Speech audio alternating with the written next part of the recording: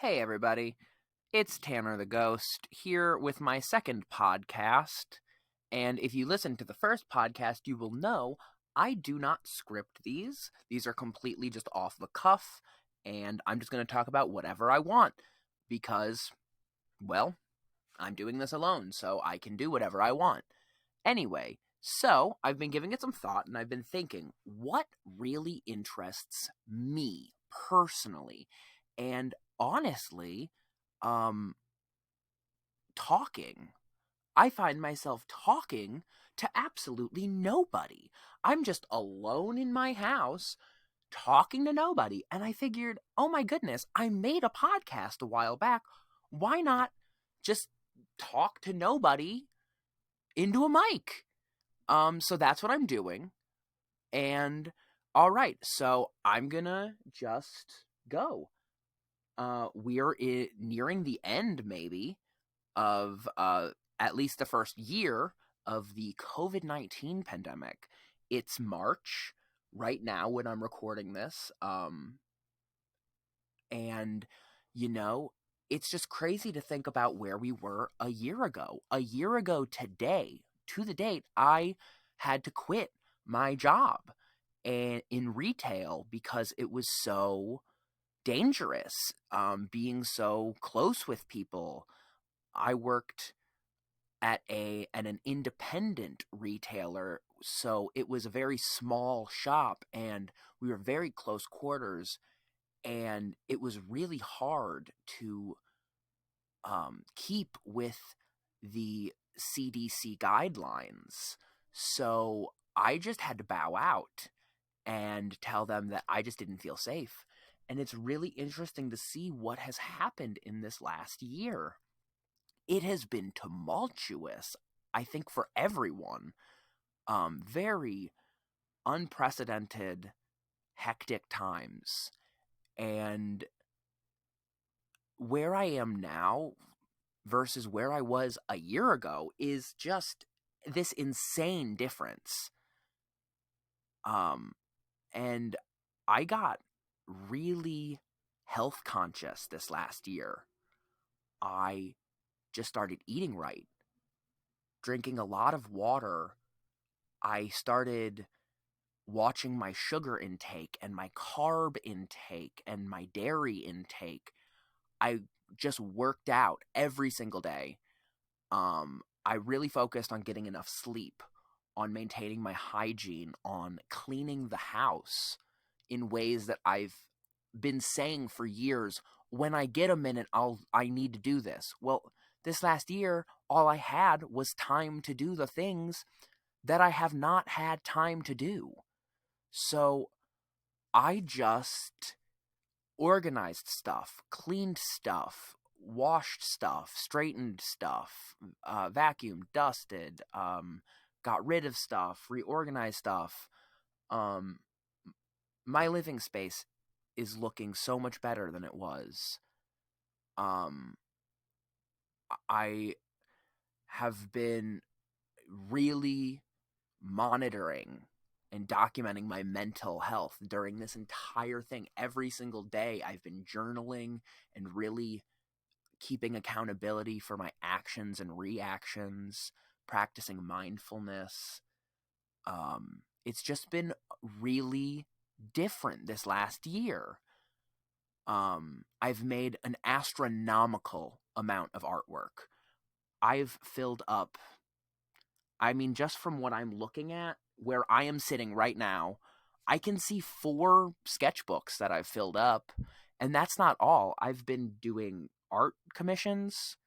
I've been, I've just been working. I have been, I mean, independently, of course, as a, I guess, commissioned artist. And I have just been working on myself and working on my living situation. And it's really made me um, discover a lot of things about myself that I just didn't know. I didn't know I had this love for physical fitness because growing up, I was the fattest kid in my school. I mean, there's no other way around it. I weighed the most. I was pretty short still. Um, and I also just have a very particular style. So, having my particular style and then being overweight, um, and being, um, pretty obviously gay at a young age, it was a little daunting, the idea of physical activity, physical fitness that's framed so terribly in the American public school system. They make physical fitness and gym class just seem like this horrible thing for outcasts. It is a place to be bullied, it is a place to be ostracized and made fun of and ridiculed, even by teachers, because you're the unwanted fat kid. That was my reality. I'm huffing and puffing, trying to finish the mile. I'm the first one out in the presidential physical fitness test, the pacer test. Always picked last for every team. And so,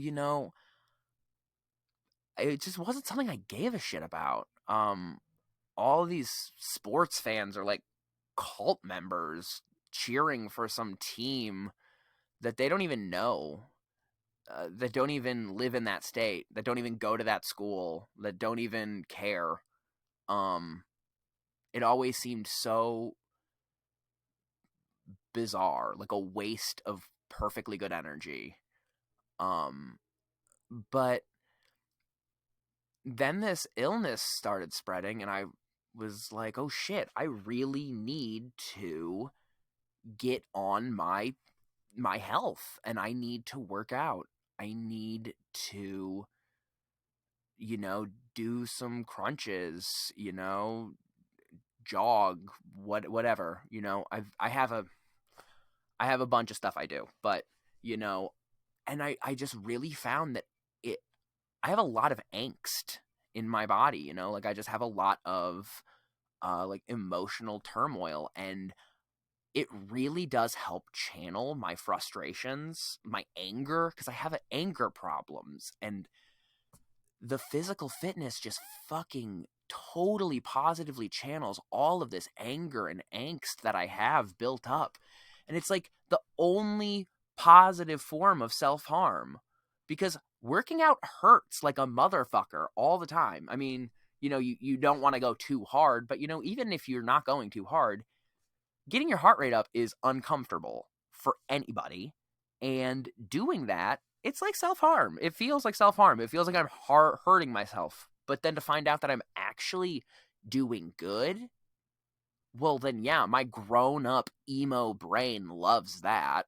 Absolutely. Give my brain more of the positive hurt. Um, and like now it's like I hurt less mentally.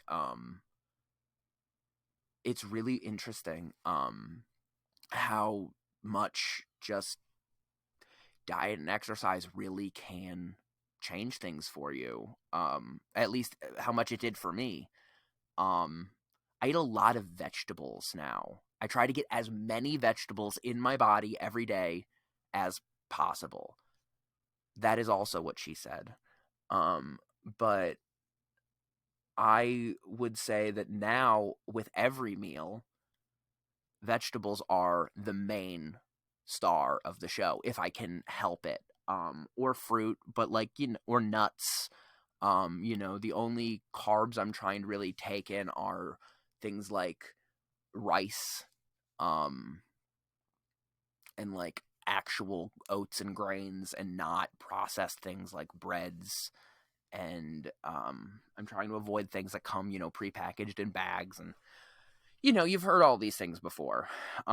Everything that I'm doing is things that I've heard a billion times, and I just went, dude, shut up. I don't care. I want to drink my 40 ounce. I want to eat my Taco Bell, and I want to smoke my blunt. Leave me the fuck alone. And I gotta say, nothing about that has changed. I still want all of these things. But I use them as like treats instead of the regular, so then they feel like treats instead of that I'm just regularly fucking up my body. Um it only takes one Four Loko hangover for you to realize that your health is in your own hands. And I just last New Year's turning into 2020, I was praying to those porcelain gods. And if you don't know what that means, it means that I spent that fucking morning with my head in the toilet.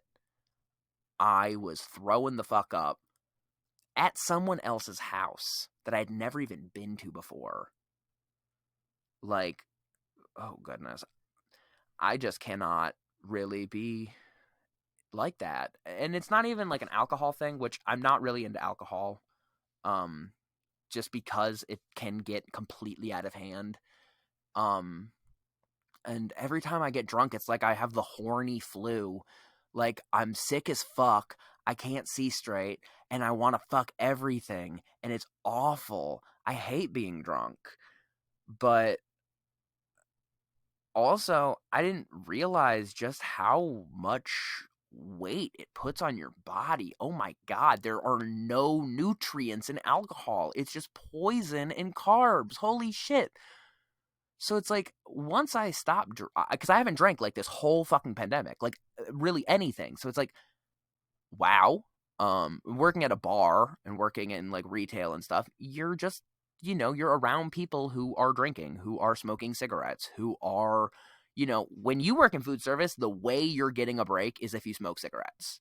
So it's like when your job sucks and you just want to get the fuck outside for 5 minutes, you are going to ask your coworker to bum a fucking Newport off them or some shit. I know I fucking did. And I'm so thankful I never developed an addiction to nicotine because it sounds awful. Everybody I know that has an addiction to nicotine just hates it. They just wish they could quit. They say it's too much money. They say it's awful on their body. They say, there are no good takeaways from smoking other than that sometimes you feel chic doing it. And I guarantee you'd feel that same level of chic with a bowl in your hand or a bong in your hands or a joint or a blunt. And it won't do you a quarter of the bad that cigarette will do. And what I tell all my friends that are trying to quit smoking is start rolling your own. It's cheaper, it's more labor intensive, so you're going to want to do it less, especially if you're only making one cigarette at a time. Your pace will slow down. Your spending will go down.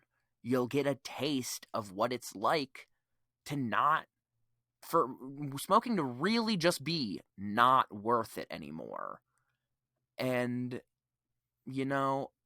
I'm here for anyone that's overcoming nicotine addiction. My God, I have no fucking idea. I come from a fucking family full of smokers. I do not smoke cigarettes, thank God. And I just can't even, I cannot imagine what it would be like to wake up and like just fucking need it right fucking now. Because I'm like that with caffeine. I've been drinking coffee for way too fucking long in my life. And when I wake up, it's like, give me that fucking coffee right now. And I hate that, actually. Like, I really wish that I could quit coffee, but I just rely on it way too fucking much. And I drink it black. That's another way I completely changed my weights. Like, okay, so my body was always fluctuating around I would say like 220 pounds. I was always fluctuating around like 220. And and I'm 6 foot. So like being a dude and being 6 foot and being 220, that's like at the very height of like normal quote unquote, because there is no normal weight, everybody's different, and also body mass index, BMI, doesn't actually correlate your health as much as they like to pretend it is. So it's like, whatever. But so on the charts, though, I was like obese, probably, but right on the cusp of not being. And then when you make little tweaks to your life, your body sometimes, or at least mine, will like find a weight and then just kind of stick around there. And then you make a change and then it gets a different weight and it fluctuates around there. And you just kind of tweak it here or there until you get to where you're trying to be. And then you try to maintain it. Anyways, well, once I took the milk and the sugar out of the coffee that I was drinking all day, my weight went all the fucking way down. Like, literally, it was then like, hey, now you're fluctuating around like, it was probably like, it was at 220 and then it probably went down like 20 pounds to 20 or 200. And then it was like, hey, now your body like fluctuates around 200. And I was like, wow, I literally lost 20 pounds just because this thing I'm drinking all day had fucking heated up milk and sugar in it. Which, dude, when you're trying to go to sleep, you heat up milk to make yourself tired. Why in the fuck do people put milk in their coffee? You're heating up milk and it's going to literally counteract the caffeine in the coffee.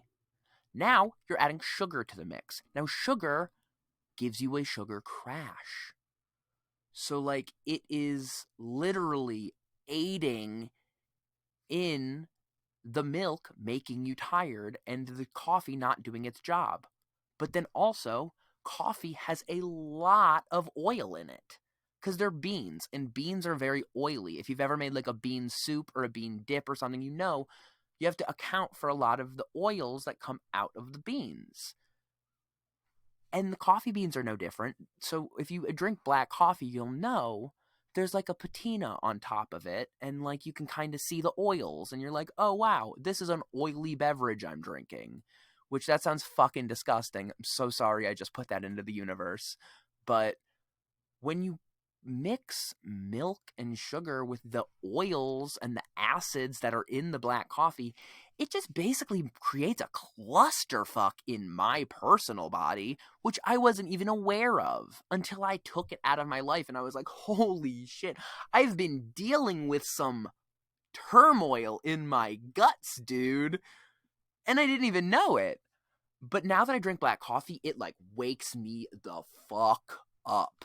Like it works like coffee. And it has no calories. It has no sugar. It has no any fucking thing. But I really need to cut it down to like a cup a day. Maybe 2 cups a day. Because I am not about to tell you how many cups of coffee I drink a day. Just like be assured it is way too fucking much coffee and way more than I should be drinking. Multiple pots are made every single day of my entire 26 years on this earth. Every day. When I lived on my own, I would drink the black coffee straight out of the glass. Like, what is it called? Is it called a carafe? The glass, like what holds the coffee, I would just drink that like a big mug, and I would just, because I lived alone. And when I live alone again, I'm probably gonna do that dumb shit again.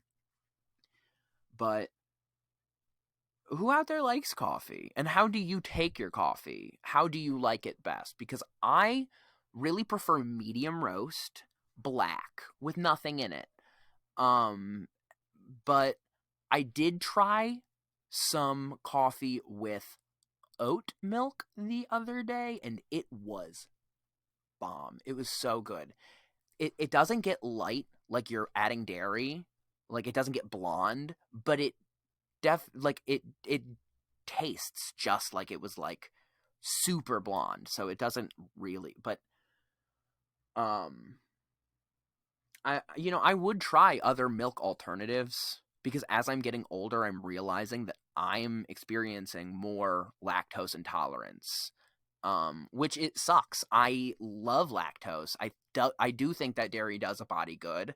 I love the taste of cheese and milk and yogurt and butter, and really all dairy is awesome in my book. But like, it is just like so much indigestion and so many like intestinal issues. And then also when you hear about, I mean, look, PETA makes money off of animal abuse, and I'm not here for a lot of fucking animal slacktivism, but I do actually care when an animal is being mistreated. Like, that's really not cool to me. I'm a big animal lover.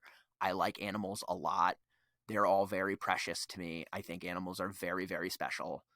And like literally the hallmark of living on Earth is that we get to live with all the fucking good critters, and I love them all with like I can't even describe it. But when I see and hear the conditions about dairy cows, I get really like it's really bad, guys. Like it's not even up for debate that like it's very bad. We can do a lot better. And if we did a lot better, I think a lot of people would not talk the way they talk about it. You know, like they are not consuming dairy for a reason, for a very good reason, actually. A lot of good reasons beyond it not being very healthy for you, arguably, in the dosages that Americans get it in. Because that's another thing.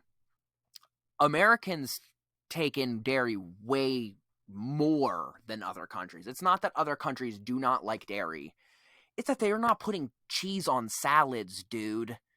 It's that they actually have meals that they don't add cheese to, where we do not. We put cheese on everything in America, and then we're like, why are we the fattest country in the world?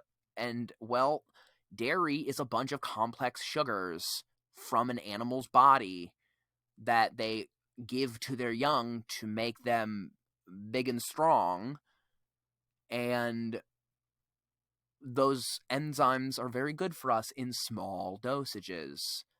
But when you're literally making it the forefront of every single meal that you have, your body doesn't know what to do with all that dairy. It's just going to have to put some to the side. That's how it is with sugar. That's how it is with carbs. That's how it is literally with anything. If your body is getting too much of something, it's going to be like, I don't fucking know what to do with all this. I don't know. I guess this is going to turn it to fat.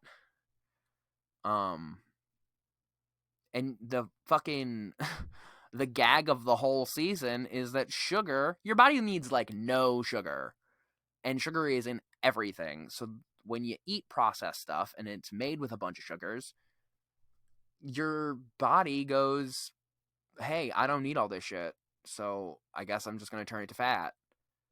And everyone thinks, oh, I don't want anything with trans fats. I don't want anything with fats. I don't.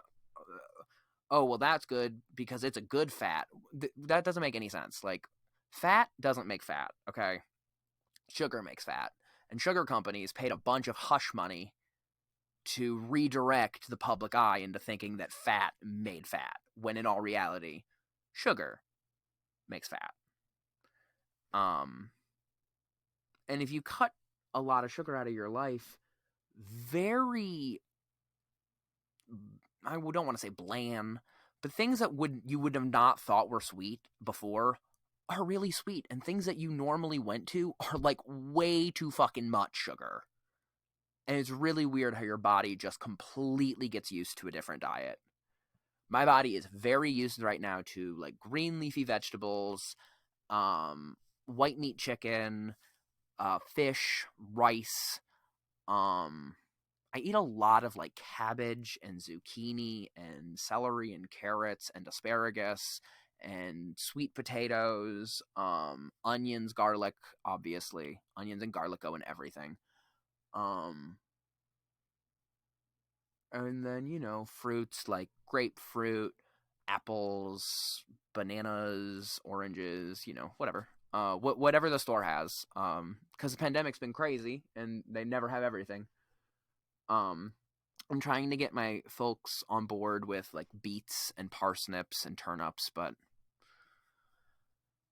my family is not very health oriented. naturally, and I just try to kind of steer it in that direction because I know that, you know, we would definitely eat a lot worse if allowed. I just, you get one body, you kind of want to take care of it. I go on walks every single day. Um, like just yesterday, I walked for like 5 miles. And I also worked for a bunch of hours. So it's like, excuse me. I did actually just recently get a new job. That is very new. Like I trained yesterday, but it's weird to be back out there after a year, I must say. And people don't really recognize me because I've lost a bunch of weight. I I'm down to 185, and like that's insane because back in middle school I weighed like 285. So I've lost like 100 pounds since middle school, and I was also only 5'2" back then. So like imagine me, 5'2", 285 pounds, really long greasy hair that I part in the middle and that curls at the end, so I look like Tracy Turnblad from Hairspray, and I'm wearing trip pants with lime green thread accents and a large, oversized Garfield t-shirt that says Mondays or something like that. I wore a lot of really weird, sarcastic stuff. I have a pin that I wore a lot that I still have to this day, and it says, "It's not PMS. I'm always bitchy." Um, I also have one that says, "Sounds like a bunch of bullshit to me," and it's got a little drawing of a bull taking a shit. Uh, they're both very old pins. I also have a very old pin that says, "I'm not as think as you stoned I am." I I collect a lot of old weird stuff. Um Vintage clothing, um plush toys. Physical media is actually probably my biggest collection as far as like size of things go, and then it's probably clothes after that. But physical media really sparks my interest. I have a lot of books and video games of all different types of consoles, um, music in vinyl records, CDs, um, cassettes. I don't have any 8 tracks right now because I don't have an 8-track player. And since I don't have a player, I'm not really gonna be collecting those. And also, I'm not one of those people that just, if I find the thing, I just want it because it is that thing. Like, I'm very selective with my collection. If I'm not into an artist, I don't want them on vinyl just so I can say I have it on vinyl. Like, it's got to be something I actually want on vinyl. Because that's the difference between being a collector and, I don't know, being a hoarder. Like, is curation. You're supposed to curate what you want. So I have I really love everything that I own. I think that I have some really amazing things in my collection, and I'd love to go through them. If anybody is interested, please leave a comment. Let me know what physical media you like best, because what I like best, I'm going to be real right now, it's probably VHS tapes. They are my favorite. They're at a better frame rate, in my opinion, than media these days. It's at a slower frame rate. My eyes like it better. I like the analog impurities that occurred on CRT TVs and the VCR. Just the whole process is so perfect to me that I have bookshelves full of VHS tapes and then bags of other VHS tapes because I don't have enough room to display all of them.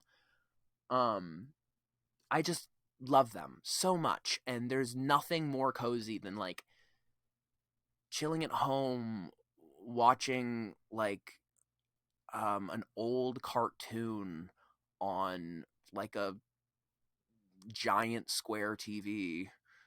Um, it brings me right back to a place that I want to be. And I've always just really loved, um, you know, the video home system is what VHS stands for. And I don't have any Betamax. I don't have any Laserdisc. Um, it's not like maybe I would in the future. I mean, I'm not, I guess, opposed to those, but I had so many VHSs growing up that it just like it makes me really cozy in nostalgia, and like that might be a good thing. It might be a bad thing. I'm not really sure. But I do know that it is a button in my brain I like pushing a lot. Um, and when it comes to VHS tape collecting, because I do belong to quite a few groups online, which I have since kind of muted just because of my own personal spending habits and my own living situations and the space in which I have. I needed to, for my own good, delete eBay off of my phone and mute all of the VHS collecting groups that I follow and belong to on the different sites. And I do not frequent the thrift stores very often because I cannot really resist temptation when I see a title that I've been looking for. Um, and as you know, VHS tapes take up a very specific amount of space. And the more you collect, the more space you need. And this is not a fleeting interest, I guess, is what I'm saying. I have been collecting these my entire life, and I love them. Um, and so what I was saying is most people who collect, they have specific types, genres of tape that they are collecting. And I I've noticed that a very big community, which more power to you, is professional wrestling is very popular on the VHS circuit, which is super interesting to me because as someone who never really was allowed to watch wrestling because my parents noticed that once we watched wrestling once, we were trying to like emulate the moves on each other, and we did monkey see monkey do, and unfortunately for us specifically it did promote violence. So my parents were very correct in saying nope, I'm sorry, you cannot distinguish this from reality yet. You are not gonna do that. I understand that. So I didn't really get into that. But apparently, wrestling is a very big part of the VHS tape community, which is awesome. I wouldn't mind owning some Glow, some gorgeous ladies of wrestling, because they were very fun. I do remember them. I've seen the Netflix series, not all of it, but gorgeous ladies of wrestling was cool. Anyways, a lot of people also collect horror, scary, um, tapes.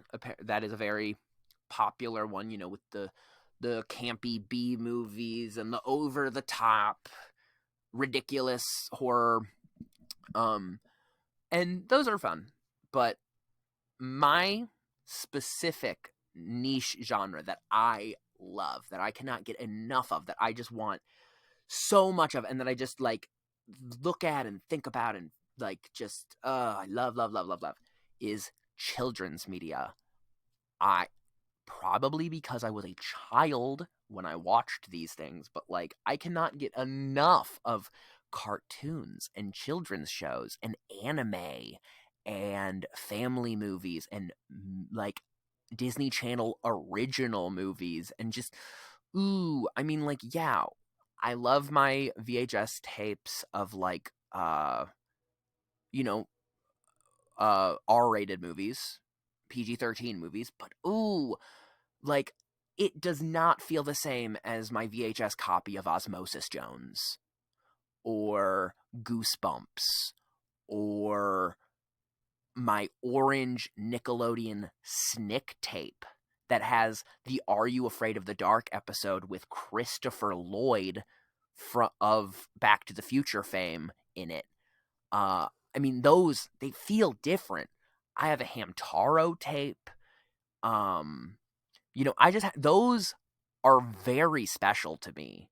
And when I see them at the store, the flea market, eBay, wherever, my face lights up and I want it. I want to watch it. I want to pop it into my VHS, my VCR. I was going to say my VHS player, which is a VCR. Um, I want to pop it into my VCR and I want to watch it on my Commodore 64 monitor and sip on some coffee while I'm watching, SpongeBob on VHS or the Care Bears or whatever. So, um, that's just, my personal niche is children's media, non Disney for the most part. And I know that that's where I'm going to get a lot of people. A lot of people go, "Oh, I have kids media." And what they have is like Aladdin. And that's cool. That is cool. I'm going to give it to you. That's cool. But I'm also going to hit it with my own opinion, which I'm entitled to, which is Disney animated movies didn't really do it for me in the same way that Studio Ghibli films did it for me. Or the way that like DreamWorks movies did it for me, or even Pixar before they, pick, because here's the thing, like, they're not bad movies, and I'm not gonna sit here and say that they don't have integrity, because they absolutely do. Snow White and the Seven Dwarfs literally changed the entire world, and there are some Disney movies that just blow my mind, and even ones that I don't personally like, I can always see the merit. Like, they are very well done, but they don't interest me. They don't stick with me, and they're not things I want to turn on again and watch again. So, owning them, they're fine. Also, that Black Diamond crap is just that. It's crap. Everyone has Black Diamonds. They're not worth a lot of money. I know we've all seen the eBay listing of them selling for $1 trillion, and they're fake listings, dude. They're people probably buying them from themselves, or people just listing it and never selling it. Like what you're looking for with this is rarity. And Disney didn't do rare stuff, dude. Like, they just they wanted everyone to own that thing that they were peddling at that time. So there's just not a lot of scarcity. That being said, my VHS copy of Song of the South is pretty rare. Um I I wouldn't say I like that movie very much. I will say that the song Zippity Doo Dah is very lovely, and that is where that song comes from. But if you didn't know, Song of the South is a very racist movie that the very racist Walt Disney made, and it has not aged well at all, and they have pretty much abandoned the project, but I'm pretty sure Song of the South is where um Splash Mountain is from. The the ride. I'm pretty sure that is where those characters come from. I could be wrong. Because my specific copy is very finicky. It is a placeholder until I can find a nicer copy. And it's not that I promote anything that movie is about. It is the fact that it is the only rare Disney thing. If if there were other rare Disney things, I would own them. And there are some here and there, like the old Fantasia, which has some racism in it. Go figure. Disney with that racism. I mean, back at it again with the white privilege. Walt Disney, my goodness. So I do have that as well. Walt Disney also made the movie Birth of a Nation, which is horribly racist, and I own that on VHS as well. And I want it to be said that I don't look for racist movies. That's not where I'm at. I had a person come to me and give me a bunch of Disney films, like a bunch of Disney films that they were getting rid of, and I only picked out the ones that really were worth anything. And these were the unfortunate ones that were worth anything. And I'm like, these are worth things. It's just, I hate why they're worth anything. This sucks. But I don't watch them. I will give you that. I do not watch those. They are there, and I don't want to watch them because I don't even like the not racist Disney. I really wouldn't like the racist Disney. Yeah, it's not doing it for me. But I will say, like, a lot of the music in those Disney movies, like Beauty and the Beast, 101 Dalmatians, Aladdin, Hercules, the music is so good. And the animation has integrity, and the voice actors are amazing, and they know what they're doing. So I really want to like it more. I really do. I want to like Disney movies more than I do.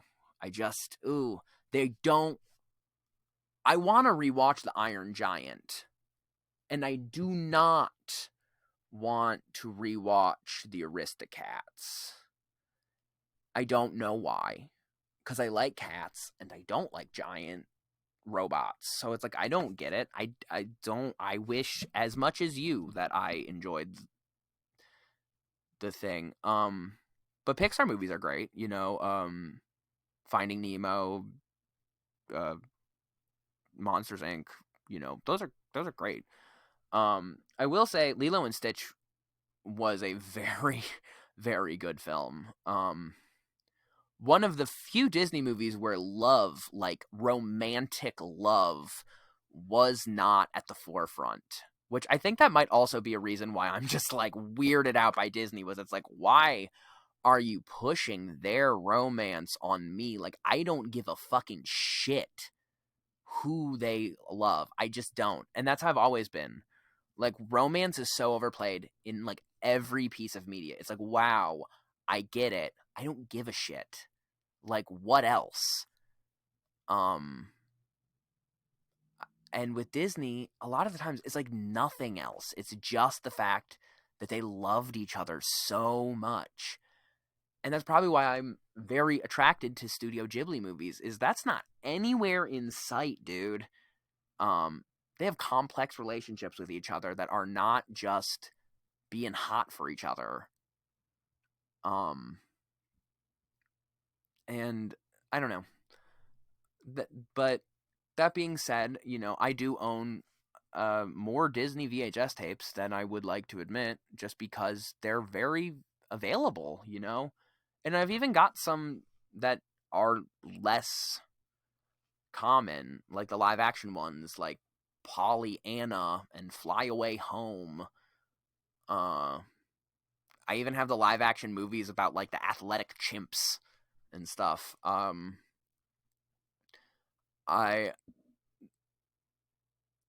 will say, some of their movies are really, really fun.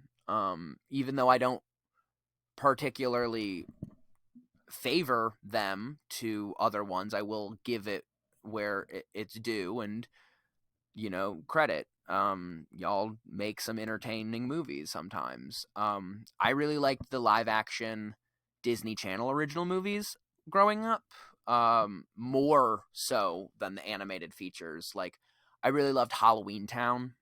I loved all of those movies. I thought that they were really brilliant.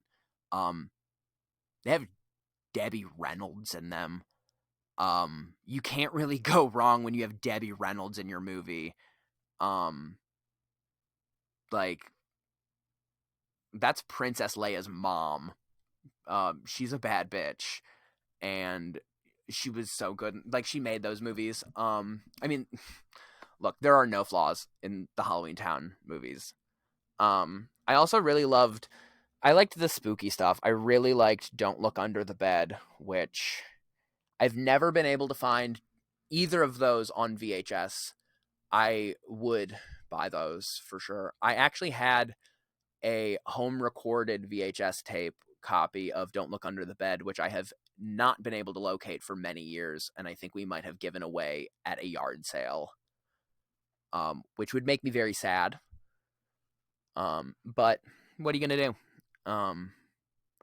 Actually, what you do is, I guess, you get a capture card and you try to find the movie, and then you watch it and you try to record it on VHS, I would assume. Analog is way different from digital, and I prefer analog to digital every time when it comes to anything. Physical media is just where it's at, man. I love looking at a bookshelf and like getting to know someone and being like, oh, so these are the movies you're into. This is the music you like. These are the books you read. I mean, if I see a Kindle there, I mean, what? You might just use that as a coaster. I don't know what the fuck is on that. If anything. But like when I look at your bookshelf, I know what you value. And the great John Waters once said, if you go over to someone's house and they don't have a bookshelf, don't fuck them. I really resonate with that, you know? Like, you gotta have interests, you know? I gotta be able to see what your interests are, man. I gotta know, you know, if you pick something up to read, is it gonna be something cool? Or is it gonna be something that's like, where's your brain at, man? Do you even read? I mean, you don't have to read, but like, what are you into? And like, with physical media, you used to be able to really tell because you'd walk into someone's room and it's just video games, or it's just movies, or it's just books, or it's just magazines. You know the person a little bit more than now. I mean, you see a laptop and it's like, what in the fuck are you doing on that laptop? I don't know. Nobody knows. And when you look at my bookshelf, you know what I'm into. And it's VHS tapes. It's books. And I'd love to talk more about physical media. I'd love to talk more about health. I'd love to talk more. But I'm going to get going for right now. Let me know what you thought down in the comments. Would you like me to make a third episode? All right.